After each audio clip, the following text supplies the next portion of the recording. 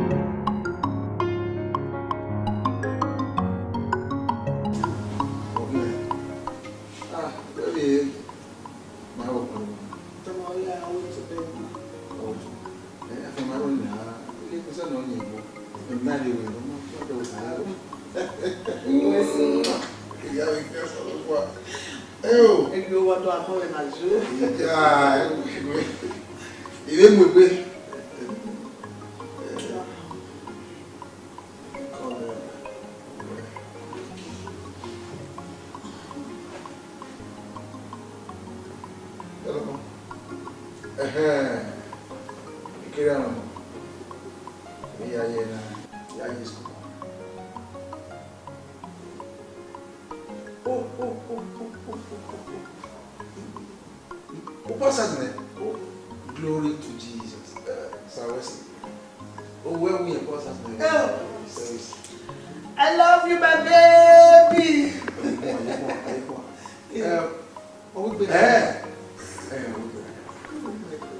By next tomorrow, right? Okay, what are we out? That's good. Well, you didn't know office in the afternoon. How would you know? Here I make it. We'll wait for you. Myself, your mother, and your little sister. We'll wait for you. I'm here. If you don't worry about it, okay, we're on I'm proud of you. I'm so proud of you. I love you too, my daughter. All right, Jesus. Come on now. Take care.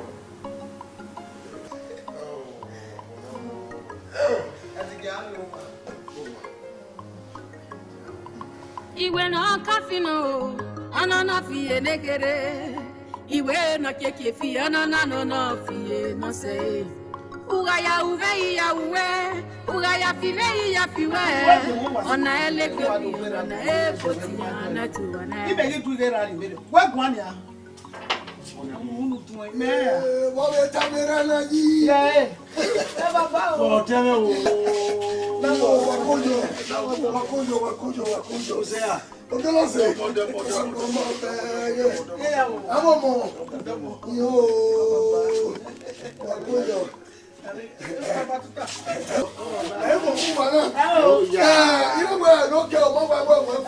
We're total. Even in Jared, I'll make what's okay. To Kojo. Obiwa. I mean, no. If you not fuck about me, he said, dear.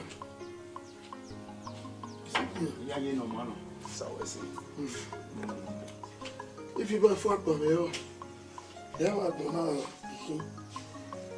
You know, what can you say? I need to come out. Yeah, you know, a cube winner. Yeah, you know, man. No, a cube winner.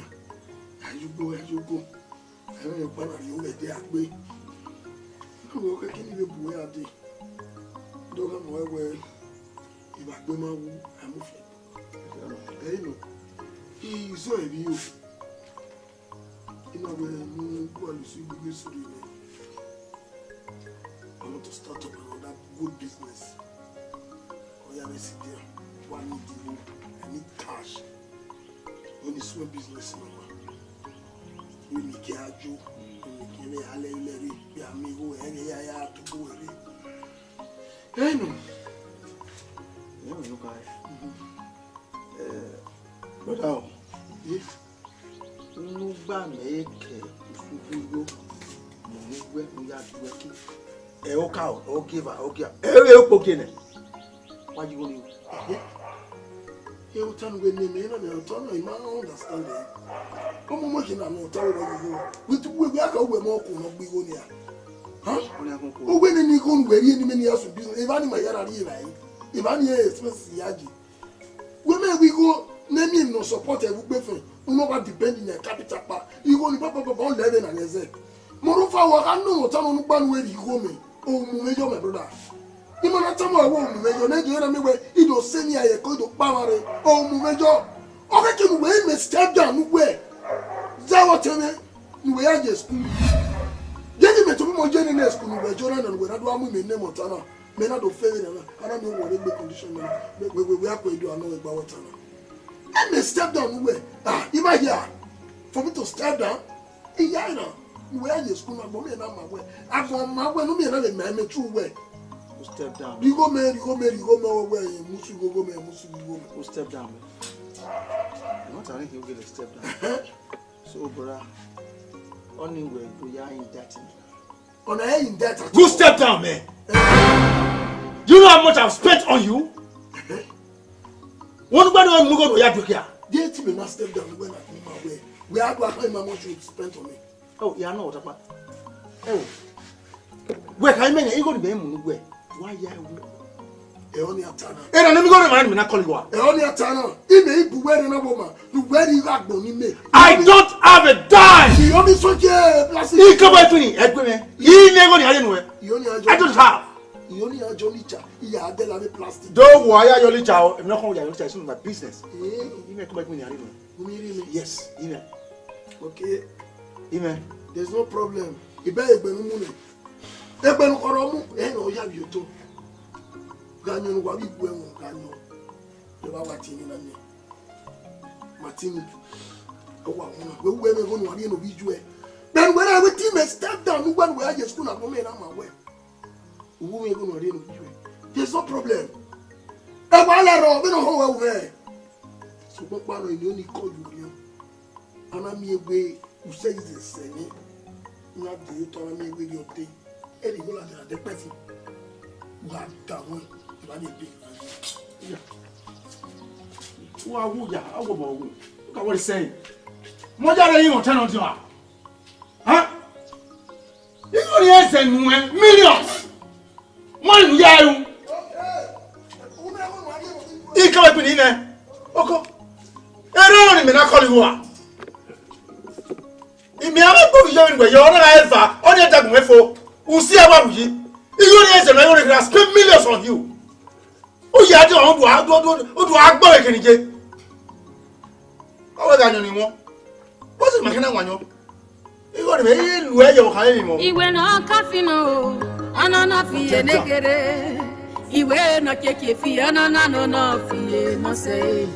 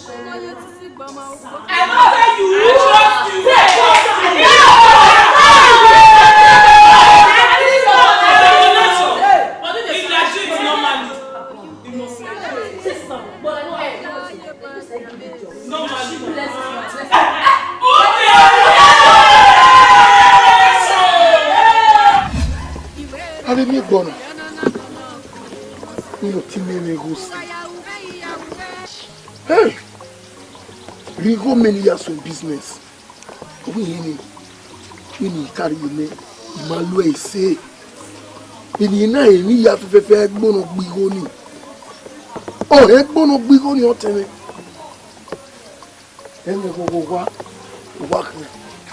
tu lege iko le kitare ya ni na yi de pari kan me kan kwa ni mama ino wi ye me na itale mero me to bi me yen bi yawo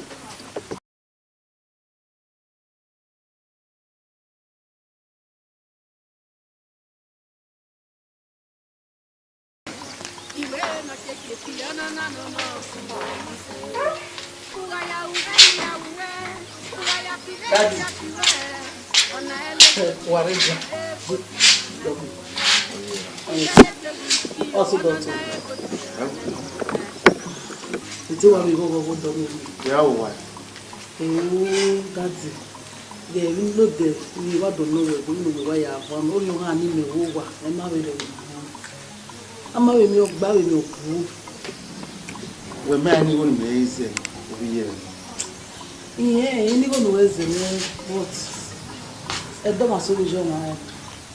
You know, they don't know what a man.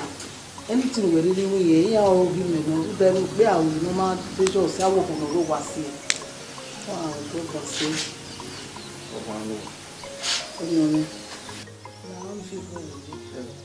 You working here? Oh, man, give it well. So, when we are going to the come marry me. Boy, come here, don't I go back? Do you know how much I've spent on him? Oh, I don't call you now. Oh, okay. Okay. Whenever you know, you know, you like everyone.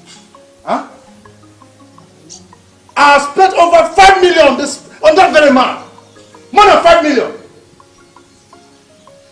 My friend, will you keep the mansion and get inside. Get inside! Don't offend me this afternoon.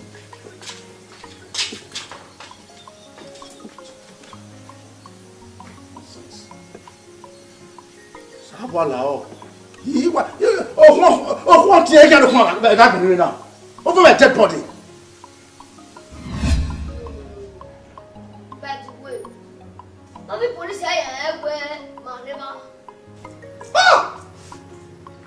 After I know, after me do your own things finish, after successful operation, we pray to God before we move now.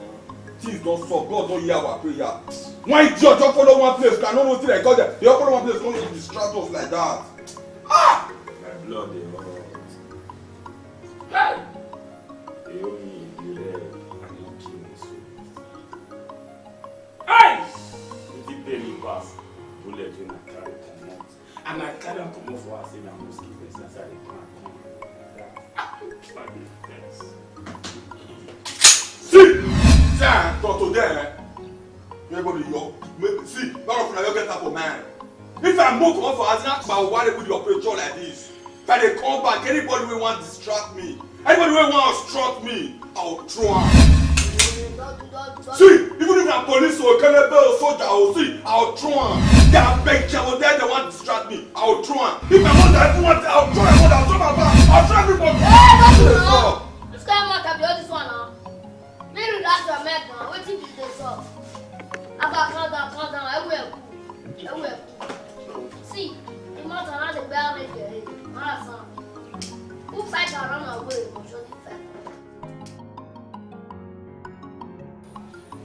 What do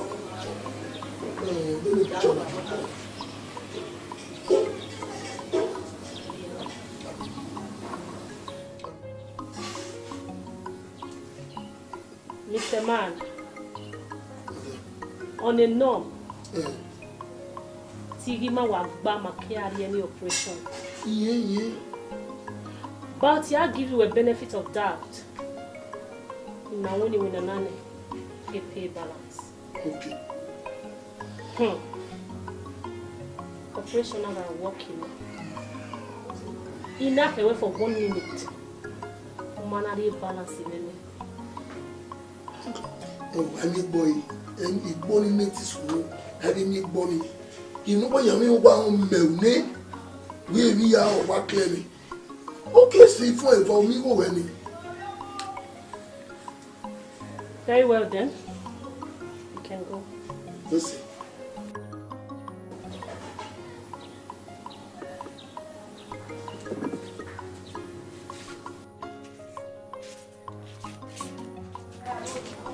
Babes. So we're going to get to work as soon as possible.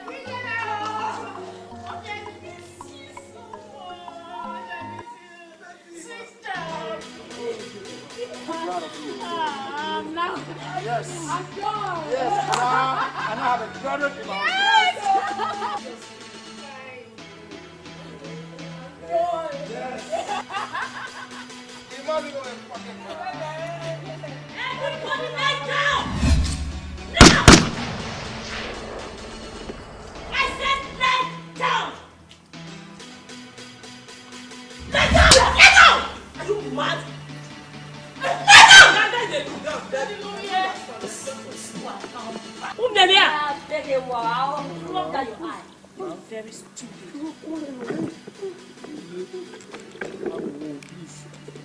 Not hot, please, not hot. I'm going wide.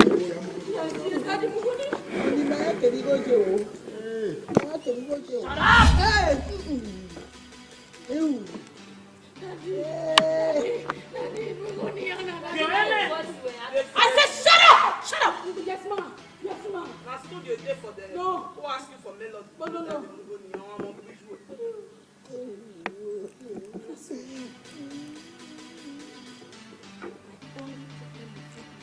Talk too much. Do you even have money to pay for your life right now? Why is it that horrible there? I'm not here for your money. I'm here for your life. Sagata! Mama. What is my head?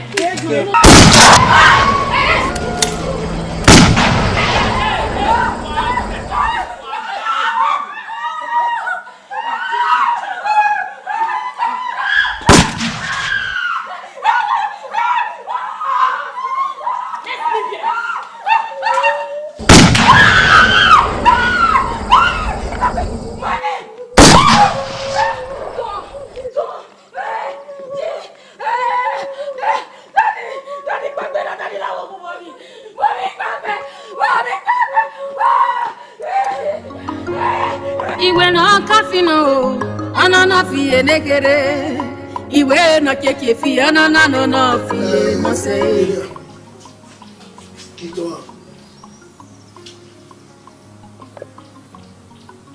oki wa we oki are gesu oyi ne wa ya pare apo oni fiye ya fe ni adu ni akio Neghian. I'm not born you. We different man all day. Back with me. Everyone. When everyone buna. Agwala kono bagari. Una kubana. This is my father's house. Wait. Didn't you have any man? I don't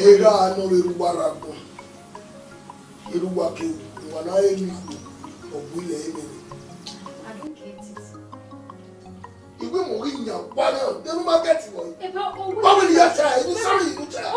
Okay, right now. Why with the money? My father just died a few months ago and you are asking us to leave our own house. I don't know why I saw one. I don't know why I saw one. Everyone go Where? Tell me what we get out of it's one. Here, what we are here. Excuse-moi, excuse-moi. Non, non, il m'a dit. Qui veut la fier. Et des sondés oubliés. Il y a le droit à voir le ballon.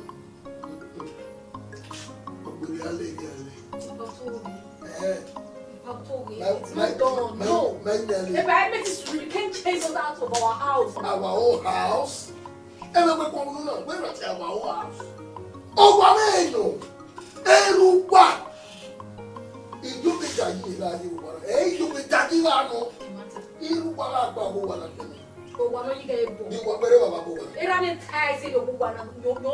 all his company, everything he has, he sweat for it. You have been a lazy man all your life. I'm a lazy man. I'm not a lazy man. I'm not a lazy man. Everywhere I sharp man. Abi, hey, I will be more. Iwe no kafino anana fie negere iwe no keke fie anana no fie no say ugaya uve ya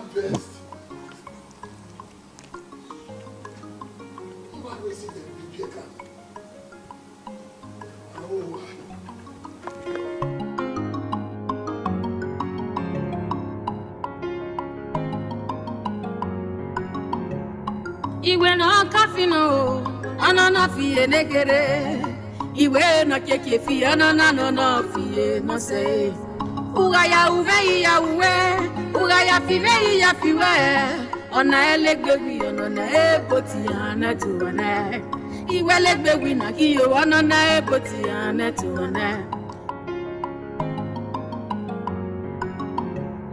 iwe no kafino anana fie negere iwe no keke fie anana no fie no say ugaya uve ya five ya fiwe ona elegbewi ona eboti ana tuwana iwe legbewi na kiyo ona eboti ana tuwana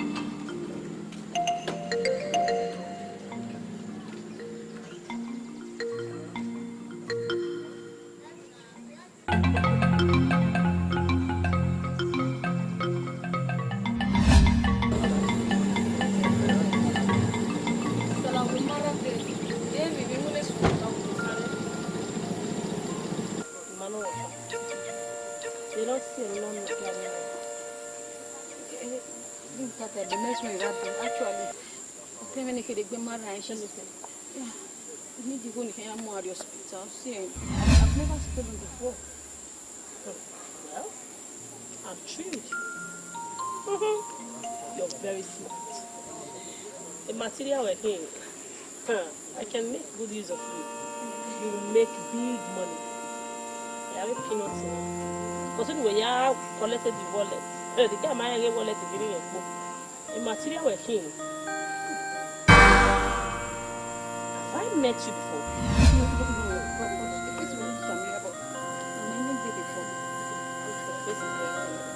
That's okay. So you had your right? So that Miami and I am hospital. I'll give you money. I have a lot of money. So when I say okay, man, I'm going to actually move you into my house. And I'll introduce you to my family. When you're with us, you'll be a big girl in the next few months. You can have it. You're smart. You're a good material. Let's go. Now, Moto. Because I make any move. My eyes are on you. Iwe na kapino, anana fiye negere. Iwe na keke fiye anana fiye no se. Ugaya uve ya uwe, ugaya five ya fiwe. Ona elegbe bi ona eboti ana tuwana. Iwe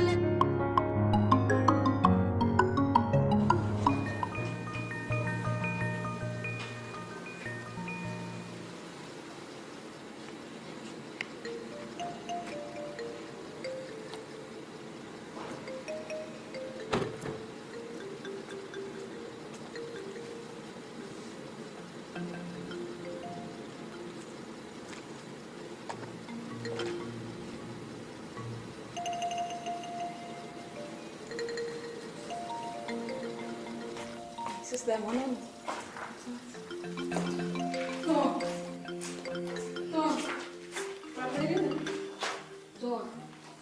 But we start up in the hospital. Come on.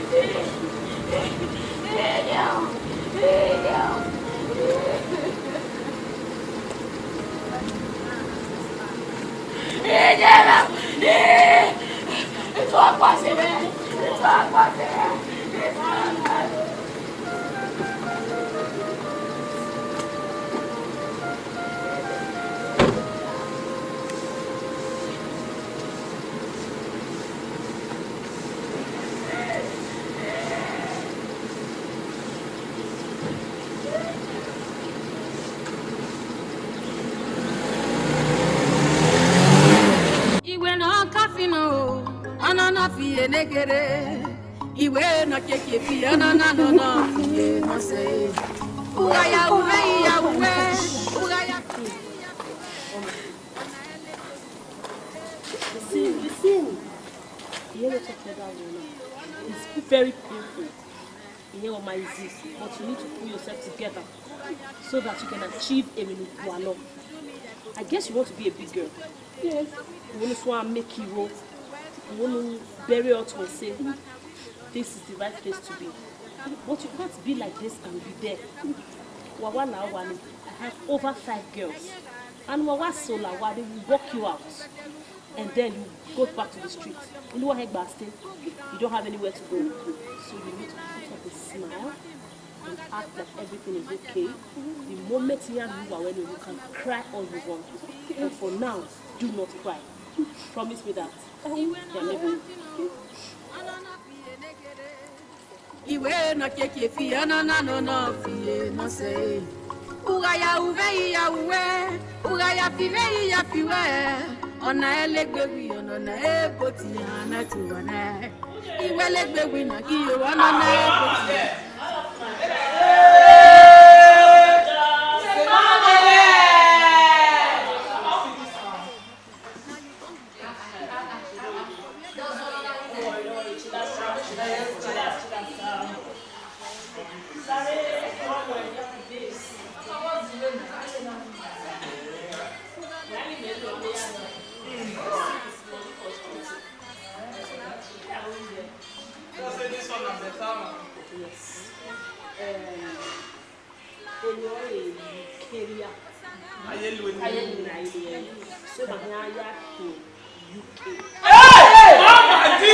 You get lost.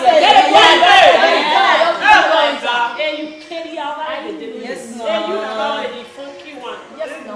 Tell you where you're.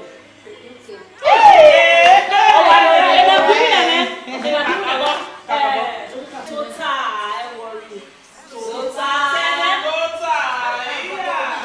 Zagaza.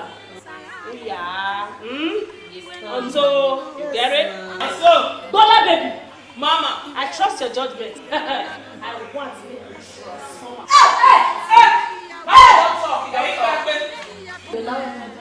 Mama, go get what's going to be there for this. Come on, sit. Come on for this shirt. Come on, sit. Sit down. Come on. See you. I know that. The day messy, they smell. You feel sleep with 17 men for 1 night. The weather is 24. 24? A more of your give off and later. You know that. Look, tell him now. Look, tell him. What I want to go for him? Bola. Neghian. So you know they like it black. You go fit you. I mean, you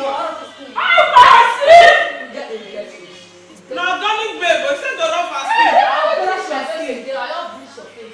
They rub your skin. Umi go ya do you man. I go meet this one. Salomon where?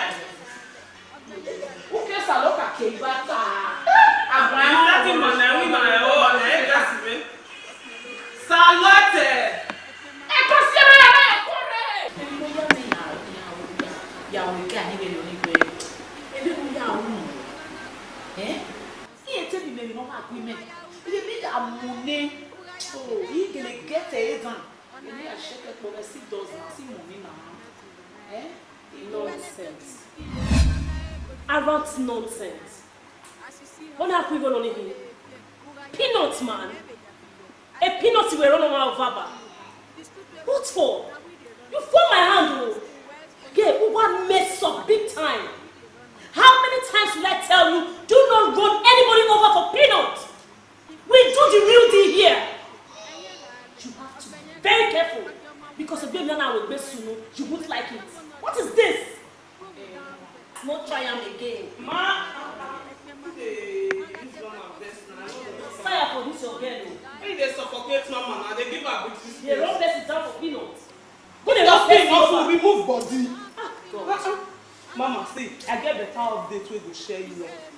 You know those guys where you say, man, they suffer, they look, they get better parole where they want run. Mama, if I dey talk about parole, not be small money, oh. I dey talk about $20 million. Pula! I know they go for market again, not day, mama. Now I know they do double work for nothing. Money. Hey, Pula! Hey, shut up! Shut up! When people like Bola they talk to me, you go shut up. You dey crazy? What the body know me? Bella. My girl, mama, you see this way you tell me so. I want you. If you come run now, everything comes for put. Normally must for put because I gather the details. Be 3 million naira richer. Mama, I tell you. Now let you dey run now. Yeah, you don't run for me. I beg, I send you every other girls right now. Make them get ready. We are hitting them tonight. Mama G, if still not food, not good body, you not get money in the spray perfume, you want impress, hello? Bola. On a power so we go and give us one original thing. Anything where your day trouser, you just open for them. You know they like people as you say they kill you for your past life. You know you're the user as you go. His skin, no food, no good body. You no get anointing, you want to go to deliver of Benji. I don't understand. How you say they happen now? They have now. You just dey share teeth, now that one just reach your own. Anything we don't wear trouser. Normally, now your name supposed to be Bola, not be me. How you say fit me? You know say me, I know the quick come. Now money they make me come. Even you dey. Where the girls are there? If you want to die, just cross my way and you rest in peace and go so soon. Iwe no kafi no, anana fiye negere.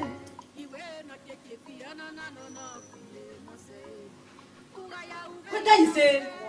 Okwa. Just can't be this one. Anyway, I go. Take it easy. Show me take her. You should take her easy. You don't say. Because of jealousy, you killed your brother. Because no, almost sick, I'm not do careless matter. See, just observe me. Maybe you relax it, baby. You relax it. Relax. Take notes. Go, now. Every egg the way, every egg gets it away. Take a straight, tight. I want to take it tight. Careless take if you will take you. She understand. She they get to. They see her. She understand. And one thing again should know. Different skills are shoes. Me mama, no wear or take order and shoes. Yeah? Only one is different. Mama on. She understand. Oh, you know, you are happy. Don't go away mature. You understand now? Oh, you say, I'm sorry. Because as in short, you do observation, you get that observation of body, you go observe, just give on. She understand? Now when you go say jungle mature, yeah, shoot. And you have female, you get jungle mature. She understand? So, yeah, we take care now. Maybe I'm going to go. But okay, my treasure release.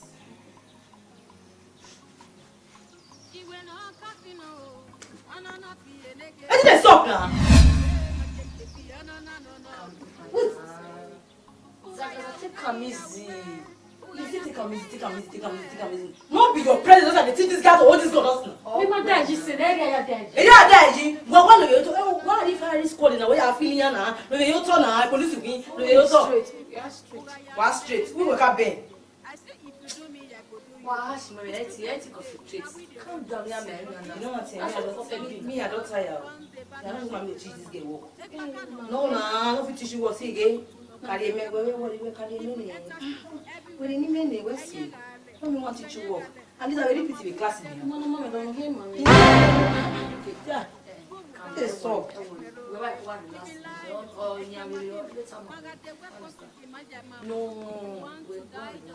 you know, you're not me to dinner, so.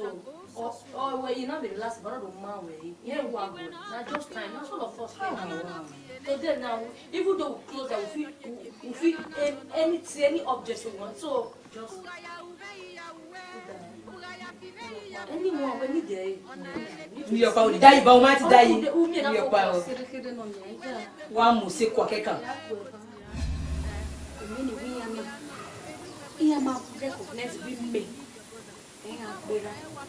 And they killed my mother and made life miserable for me. Everybody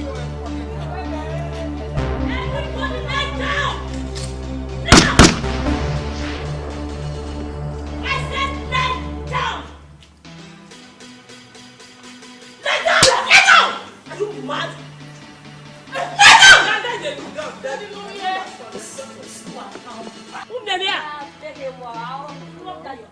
You're very stupid.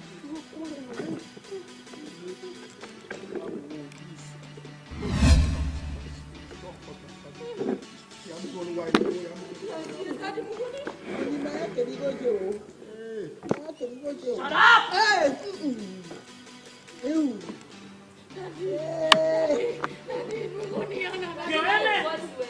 said shut up! Shut up! Yes, ma'am. Yes, ma'am. I told you a day for them. No. Who asked you for melody? No.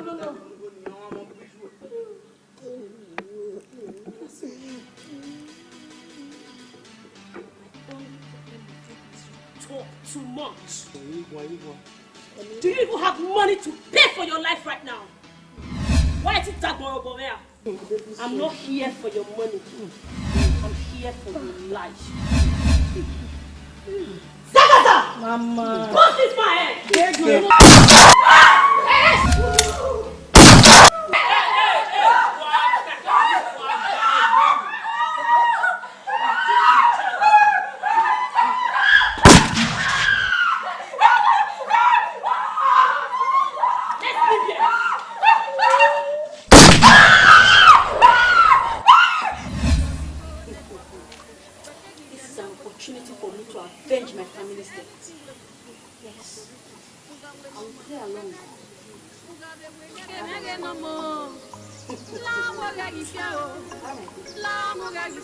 How can you tell me a serpent Neghian the only mark setting?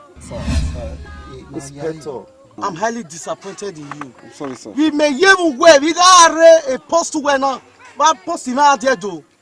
My brother. Oh, car. Inspector. Sorry, sir. I'm disappointed in you. I'm giving you 48 hours because in less than 48 hours, you'll be in problem. If post where you bonu, no abuya Boko Haram odo. Because a government here I have promised them where ukpo isimena or can lari. You only bear every yao. Nonsense. Sorry, sir. My friend, Achian. Sir. No problem. Yes, sir.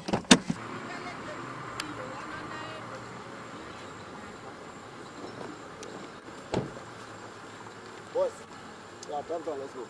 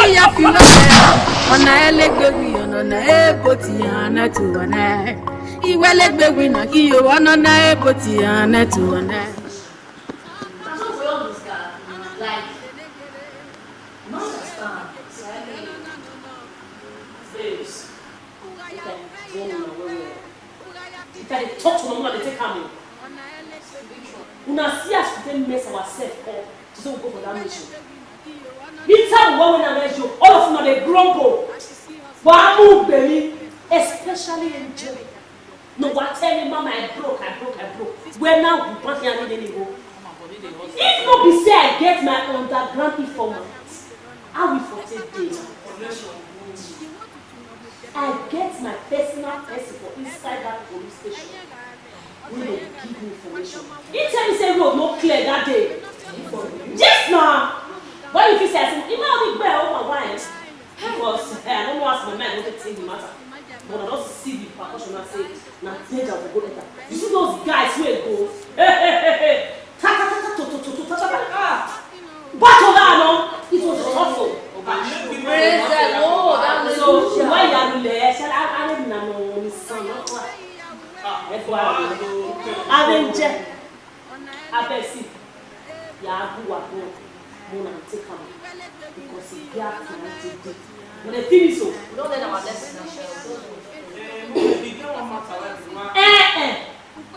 Dola, hold that matter there. I don't believe. As a matter of fact, no let my Dola no. Now, Mama might throw away for you. Well, now me kill yourself. You want to impress her now? Kill yourself to impress her. Might throw away for you. On your WhatsApp way.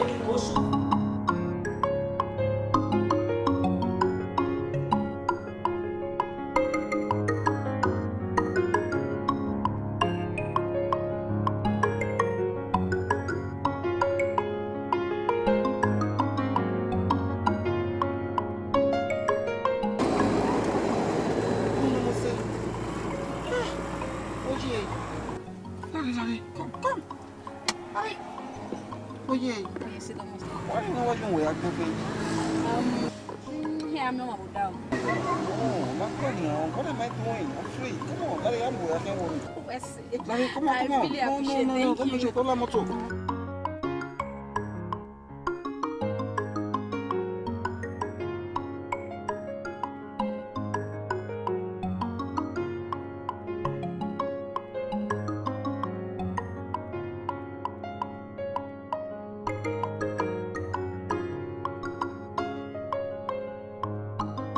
Because what's it, Kakabo? I really appreciate it. What's it? What's your name? Anyway, you carry about, you can call me UK. You don't mean it. You carry up. You can't know what anymore. The greater you are.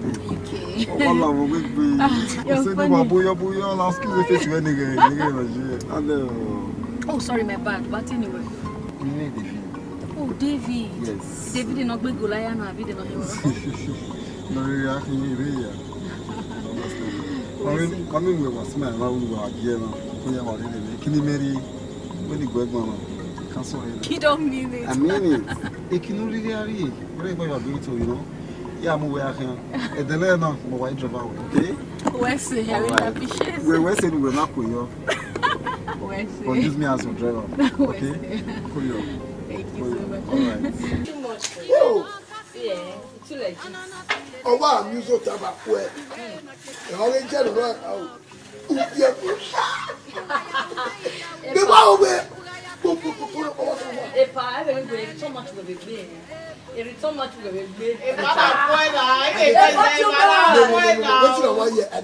Yes, now. If I said it, I said this now. I said, anyway, If I get my date to guy, you are a jump. You have a date to guy. Yes, now I could not want now.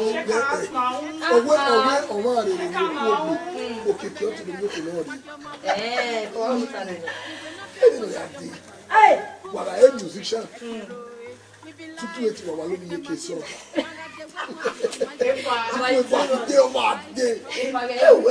I was sad again. No, to be frank, or even go I don't want to do it again. Yeah, where all would admit you, oh, one way, whatever I don't want to do it. Oh, watch it, I don't want to do it again. Watch it this time, 5 minutes time. I'm sorry, because I can be a lady. Oh, I can be a lady because oh, angel. Oh, I don't know when you know one day. Angel, 2 hours. You have 2 more. No matter who and I may not be no father.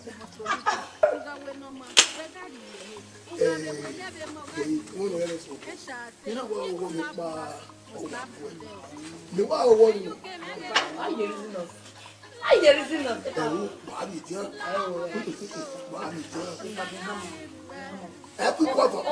Oh, man, see how where is he going to you in the street where earlier to yes, trigger like this, if I'm a trigger, no rope. Obey about you. Mona sleep beside me. If I'm not fiscal, it was something better than me. But you get what?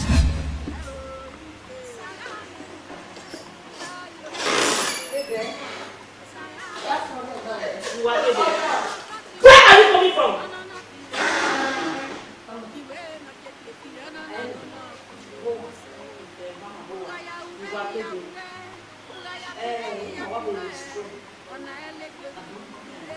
So where?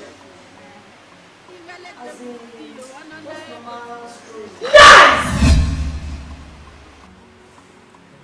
Lies! How dare you? How dare you?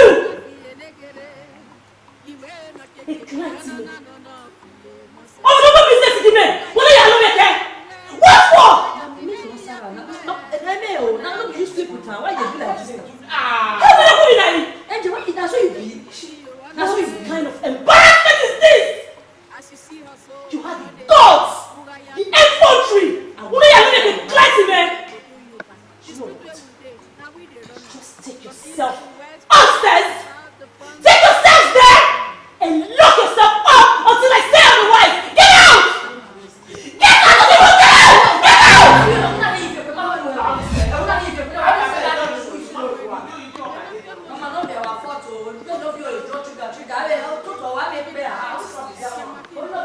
What is this?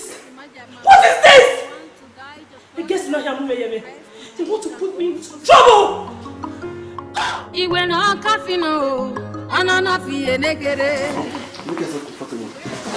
Wow, nice. You like it? Yeah. Yes, sir. It's beautiful. Yes, sir. Yeah, like, wow. I mean, originally, all the you know, all 50 months ago. Oh, stop. You're funny. Yeah, Well, I must say, you you're flattering me. One first time I know what I'm here. For now, I don't think I need anything. Don't tell me that. I won't carry you around. And for you, yeah, I'm a little, but for now, no. Okay. No problem. And then, you got graduating. I finished serving. You graduate? Yes. Don't mean it. That's serving now. We're in Nigeria. When I understand. I didn't know. So for now, online business here. Oh, like what do you say? Guess wears, shoes, bags, even with their feet. Yeah. I mean, I'm taking English, you know. Yeah, I have something like this. Okay, I'll put it on there. So we have one way I say. So what about you? We can't go my way. No. It's just what is? Let's see, we're having doctor. Doctor. Yeah, just show them the road. We know only the where police officer. Yeah, my OC anti-cortis department, and I work with TCID. So, what happened? No. Well, where police is he? Hey, Malaki the worker. No. Police now, we're afraid now. Yeah. It's a fine job. You know, I'm here to secure you. Yeah. You know what? And I used to see, okay, just bring water. First time I ever went out, come on, baby, I'm coming. 1 minute. Alright. Okay. Police. The police. Even la police.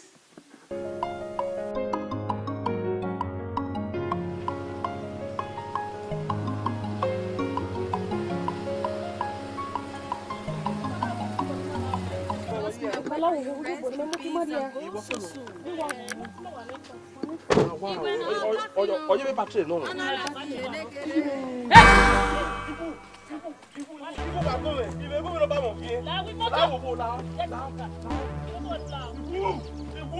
Oh, you're finished! Oh, yeah, finished!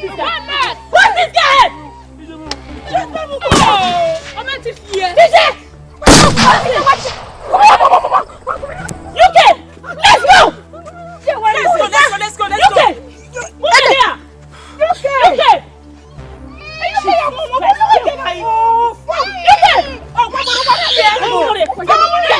Give me the shot! What?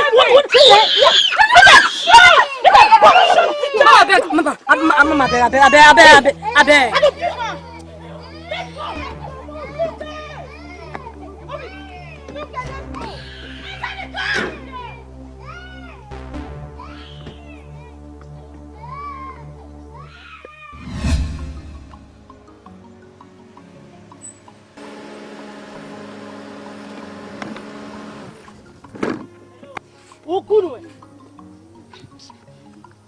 Hello? Dola? Yes, my way me here for it. My pick up and just be at alert. Alright. No lele. Let's go. I super vena e we gbe so. Yeah, can be joa.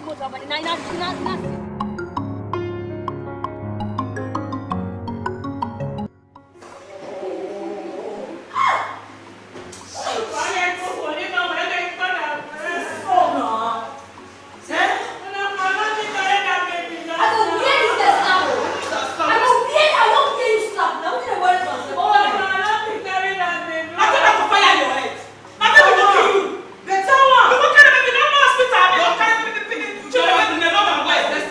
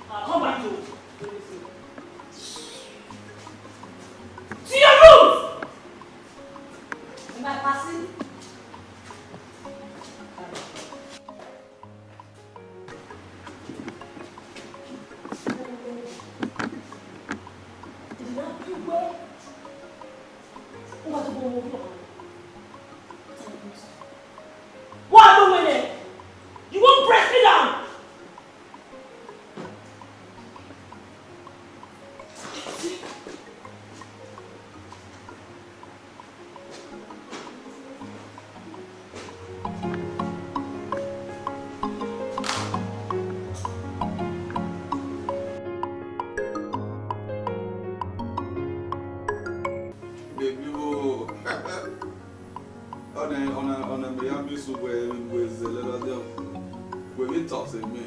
Let me see through to them. Miss you where miss you the way you know. Now I said there's awful. Madam boy said sometimes Ovbiye I need the move you know the story now.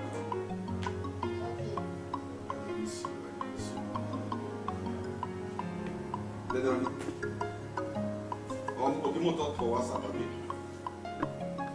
I will come on. That's good.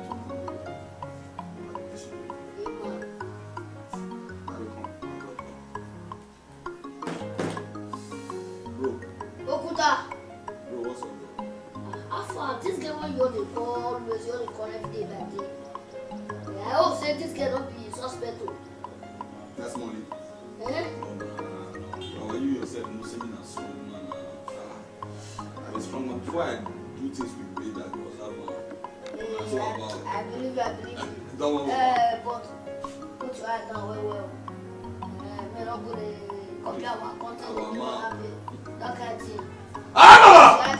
Easy. Baba! Easy. I'm not going, no. May I throw for them? Easy. Give them one.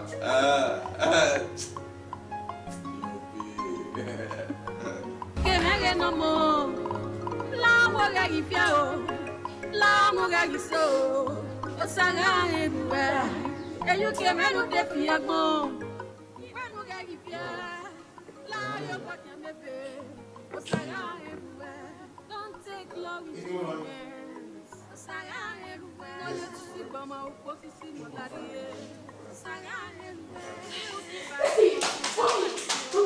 I just got admission. A cafe can be admission. Are you serious?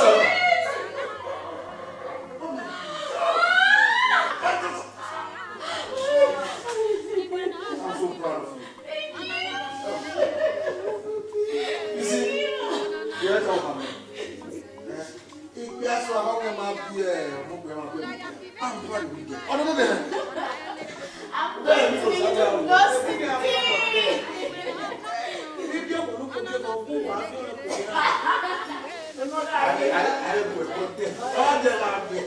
Yes.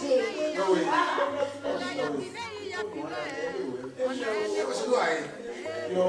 Why is it?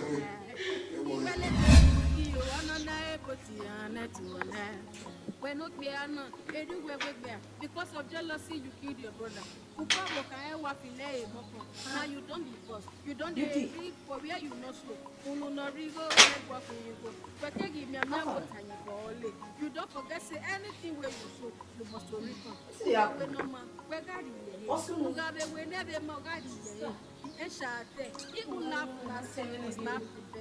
Our follower can make with it. Miss my sister.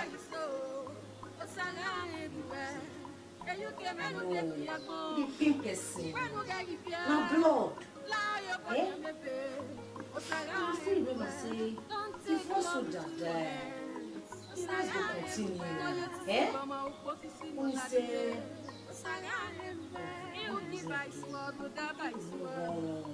this life sweet.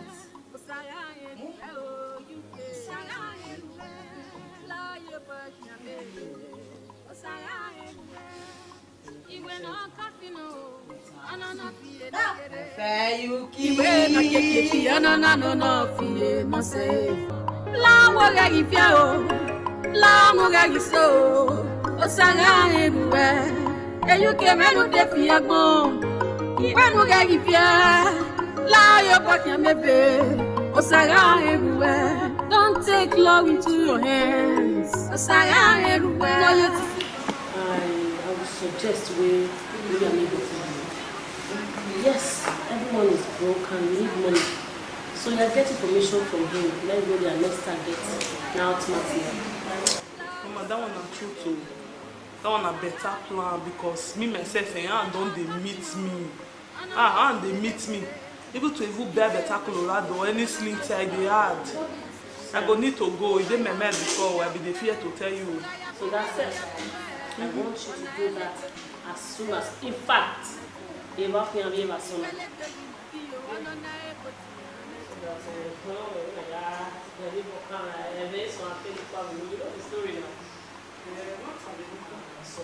Later, just try to get ready on it.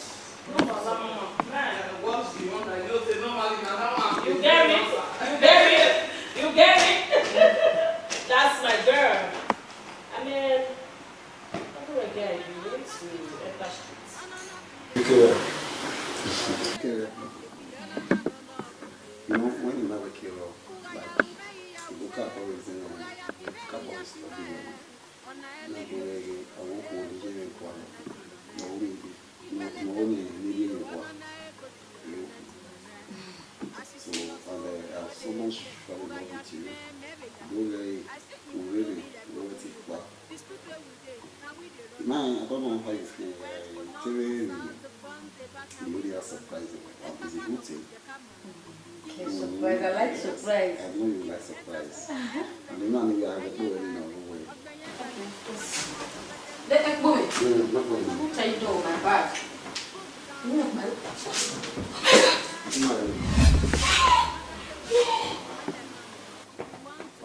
Oh. Hey.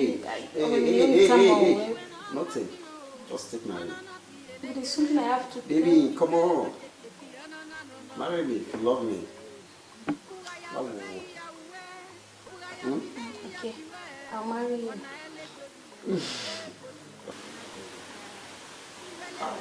Well, I'm not saying more. Wow. So okay, but I love you. I love you too. Okay. Oh, because I hear I'm here.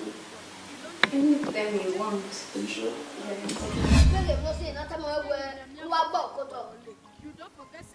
All those girls who can't see now, enough your way.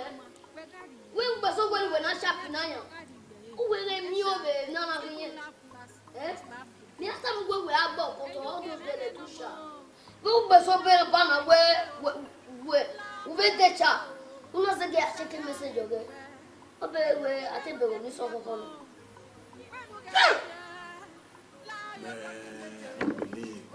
I've been telling me where any babe at all if you try this nonsense to me, it won't, you know. I might go again, maybe if you wear no baby man.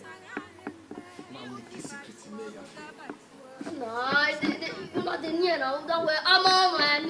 No, there isn't anything.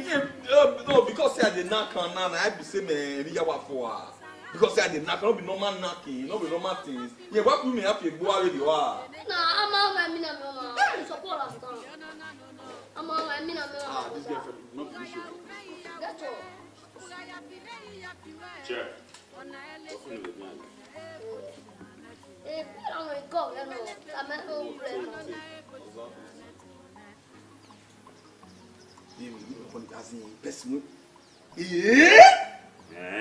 Oh no, boy! What do you mean? Ah, I better hear this girl name out the verse. As she be so, fuck up. It's gonna fuck up in the Ovbiye. So, why when are you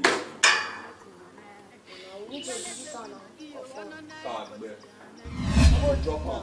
Maybe now where are you wearing? And I'm a babe. As long as you name me, you fucking me up. Me to be me, you be me, you wear me. Because I not tell you now. I'll drop it. You understand me so? So, if you know soon, we're trying to call it. You call it up. See, as I day here now, my man that go their house, me go whack all those dirty guys. See, me go whack all those idiots who not fit the back. All those dirty things. All those dirty things. I'll whack all of them. Normal thing. Me go spray them. You understand? She fuck up now because she to reason my matter. Go they betray me. She fuck up. Me go whack all of them. Okuta. Last. I told the women, I told them so I'm not everybody where they call joy, now they get joy. Not everybody where they call mercy, now they mercy person.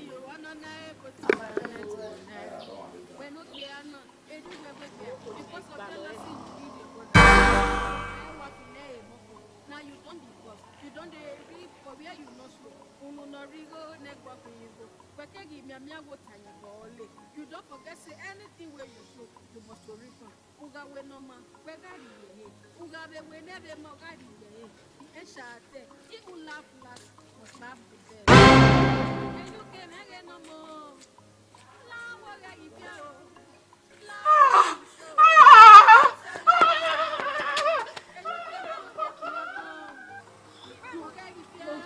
Enough it be truth. Enough it be truth. Enough.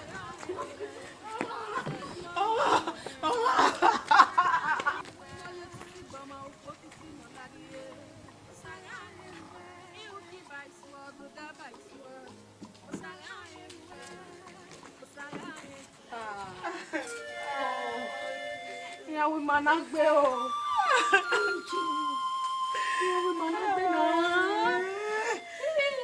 Bola. Na bola body dey there so. Ebola wa brutalize me very fast. Bola no gree outside them again.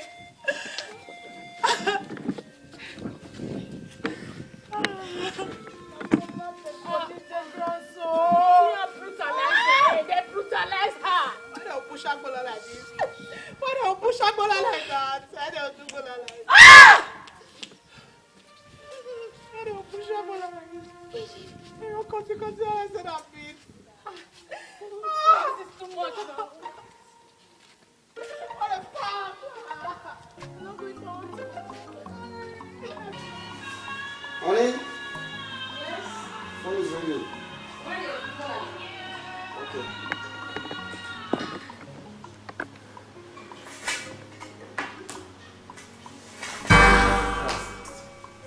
Honey? You came here? Yes, only. Honey? I'm not talking. No, we explain. Explain what? Just let me explain. Yeah, explain. That will go. OCC agreement. It's not what you think. Yeah, explain. But this is illegal. So what are you going to explain to me? Just listen. Just give me listening ear. Let me explain. That will go. Holy shit, man. Okay, now give me what's going to explain my interview.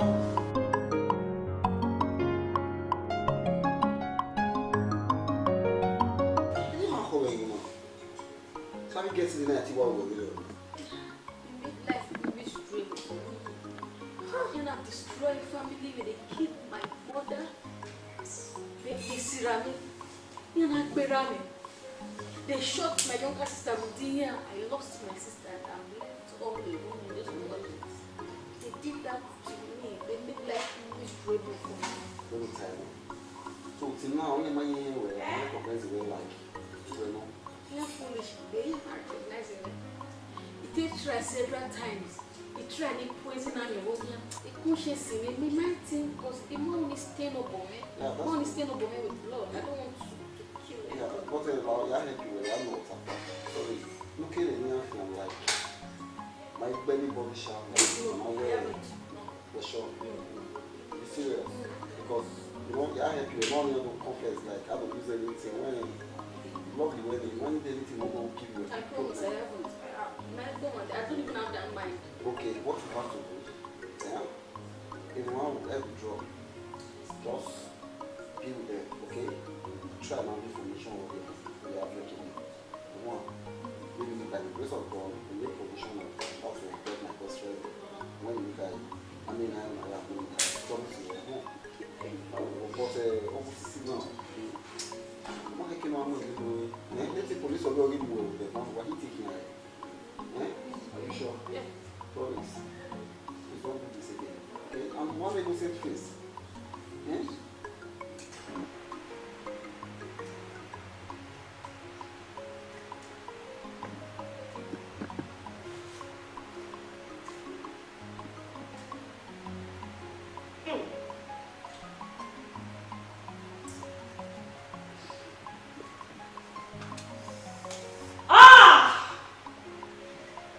Kill my girl.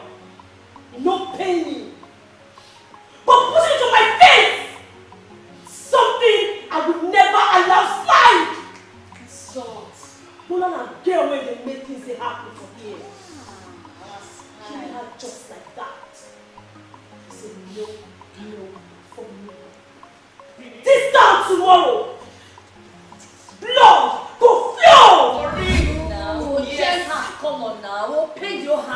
up now. Mama, I can make a request.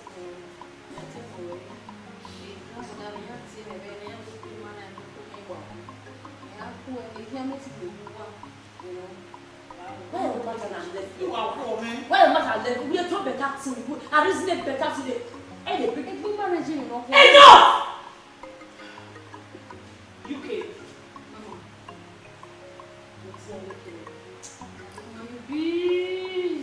Girls, get ready.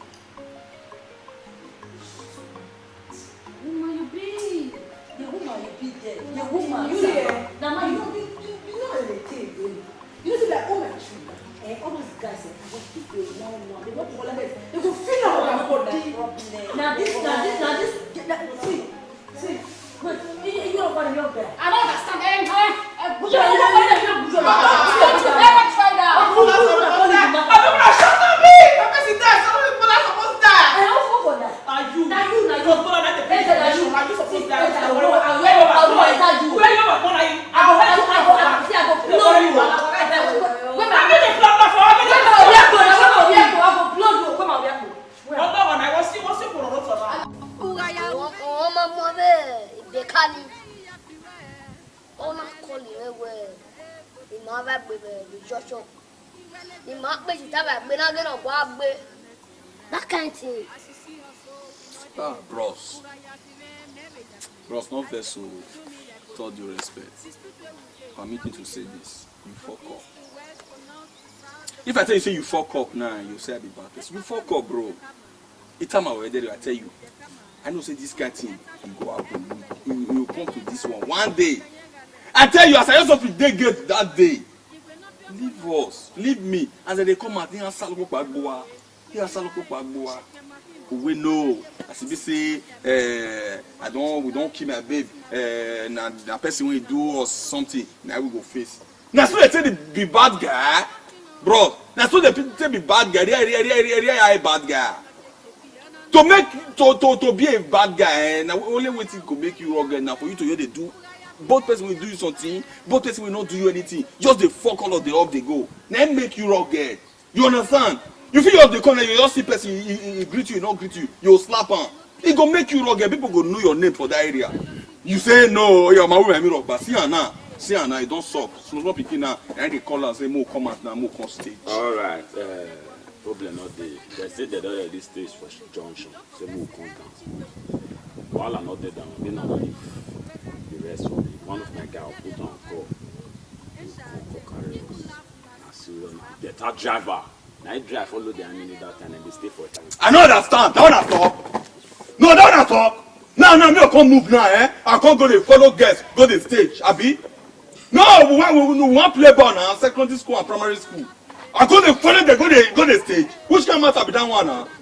Anyway, why you people Benin? I'm Mufua. I'm Mufua. If no like yo, let me come and go to the stage for. No, why rugged? Why rugged? Why? No, if I need to talk, you don't talk to something where. I mean, where shall if you say your guy now, see, and I go bring. Yes, now. Okay, more take on that easy, clear. See, una two, when I not come at all. As we all drive reach there because that day I know say I go get very important appointment. As we all drive reach there, only one go just have to come out. I just come out, I just quick all of them, just spray them like 2 seconds. I just come out for them. You understand, bro? You enter motor go back because from there they go club. See, one day if you see them, one day. I know why you say maybe that day as I come spray one, you will dodge my bullets. Bullets you need to waste for nothing. Or maybe as I they throw, they'll see carry them and come out throw. That bullet will come your side. Your side. That is a Igbewa. I don't tell now. Because I don't want you to stress myself that I want you to run out. Go out, so I come over there. I don't need stress for my life. Alright, sir. When they lock on the office. Yes, sir. Come on, sir. Okay, sir. Baby. Oh, baby, how are you? So, is everything okay? Can I meet you? What do you? Yes. Information. Okay. Thank you. What's the information? I have a case today. Okay. It's spider okay? Yes. Yeah, I'm sure. It's spider. Okay, Jordan. Yes. Yes. They have war. 2 of them, the 2 gangs. They can't win about war. The guys here not talk about so they want to revenge. Oh. Yes. So everybody, all of them, they are going to be there tomorrow. Okay. So it's a very good opportunity for you guys. What I am meeting here.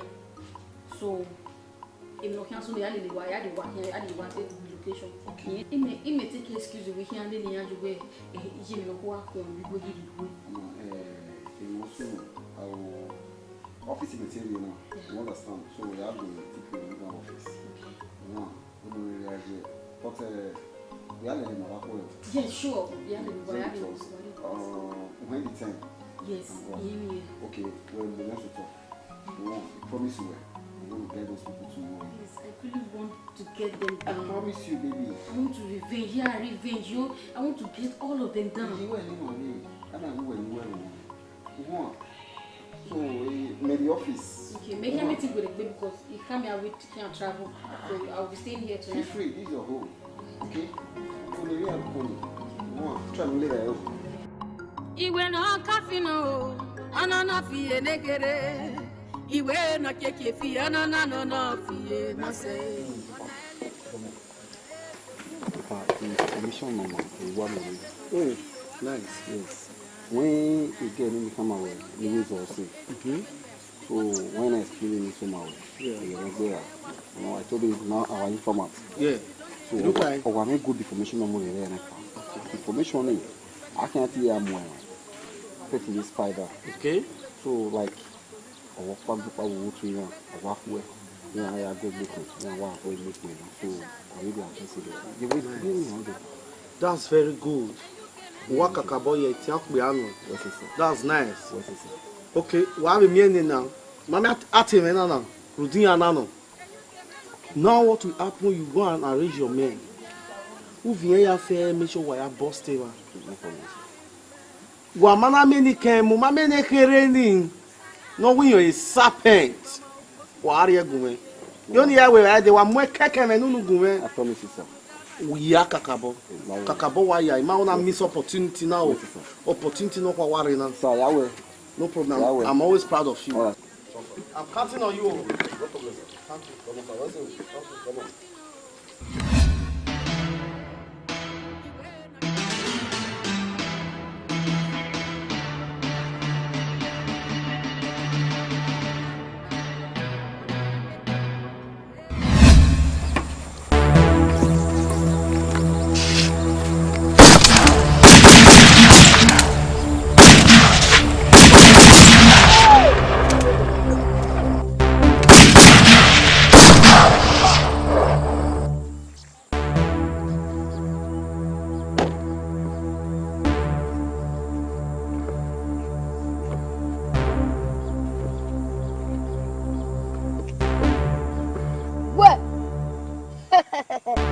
Funky. Oh, mono which you be about so. And every run of making away. They break everywhere, boss, not before everybody. See, I fight this. They will receive your matter for rejection. Okay, will you be at this point?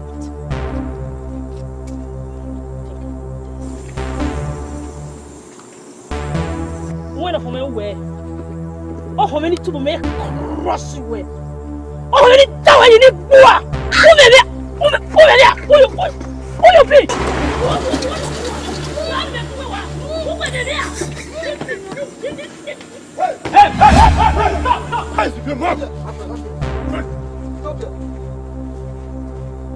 Come on, stop there. Put down my friend. Okay.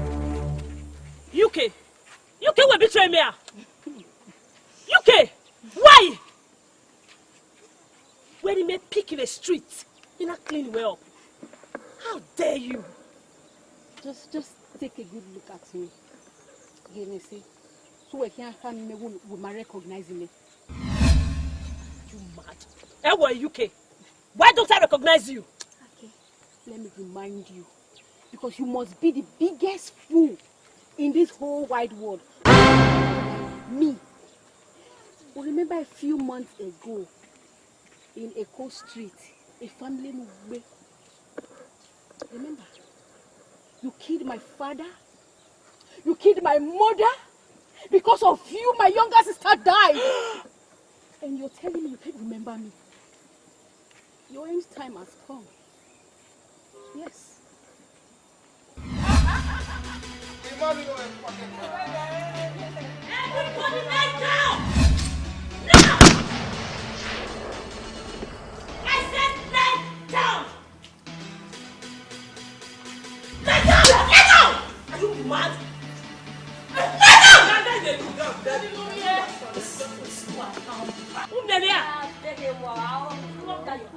You're very stupid.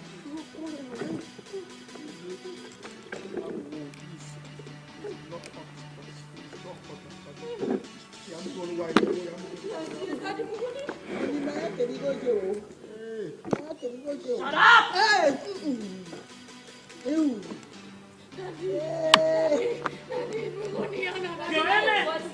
I said shut up! Shut up! No, who asked you for melon? No.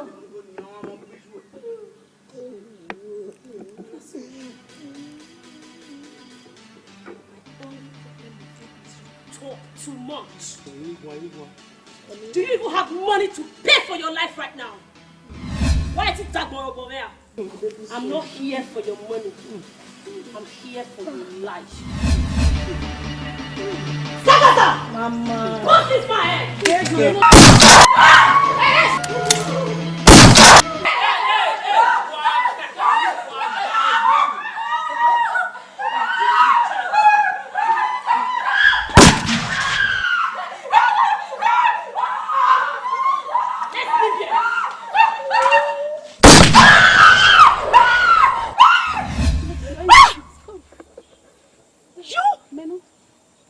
Menu, the day I came back from service, in my presence, you killed my family! No! Aim away, it wasn't me! Uncle Welo, yes! Your uncle contacted I and my girls to do it! You win the Benawa, you win the Bijowa. I only... Epadegbe. Did my job. Yes! You mean Epadegbe? Yes! God. Sorry, Menu. Egwe, you know, I wanted to kill you people by myself, like if you only kill you, but make me work. But I couldn't, because he only stand over me. Your end time has come. I know. Speak out. I know. Officer, take them.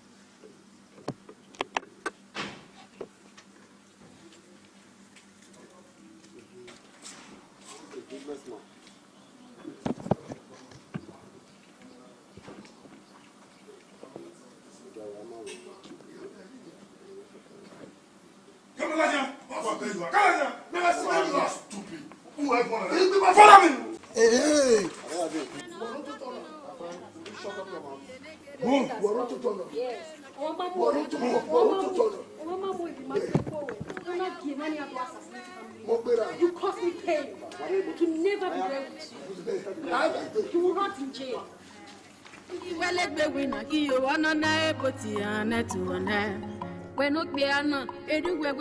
Because of jealousy, you killed your brother.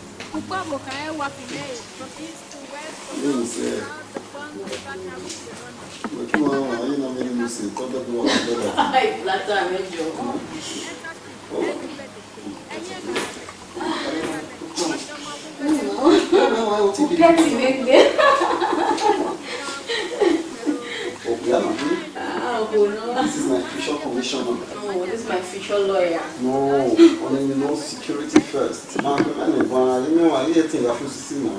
Maybe a commissioner will be possible now. You know that. So I can doctor is a Thank you so much for everything you've done for me. Where's you not feel that way with you? Where's you not come away? Things that I'm not supposed to do. Come away wrong thing. I mean, you know what? When I think you understand, you know, you have to sacrifice life in you. Sacrifice anything for you. I never thought I would have this kind of a bright future. No. You came into my life not fear. Thank you. Thank you for helping me to revenge. It's not duty. It's not duty. Your happiness is my happiness. You know that. I love you so much.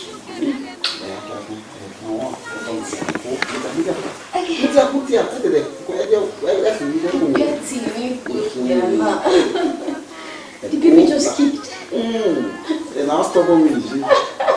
Oh, there is a fancy.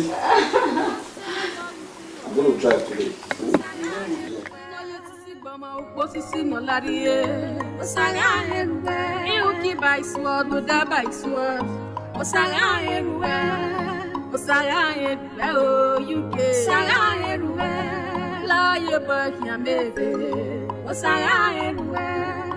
Iwe no kafino anana fie negere iwe no keke fie anana no fie no se ugaya uve ya uwe ugaya five ya fiwe ona elegbewi ona eboti ana tuwana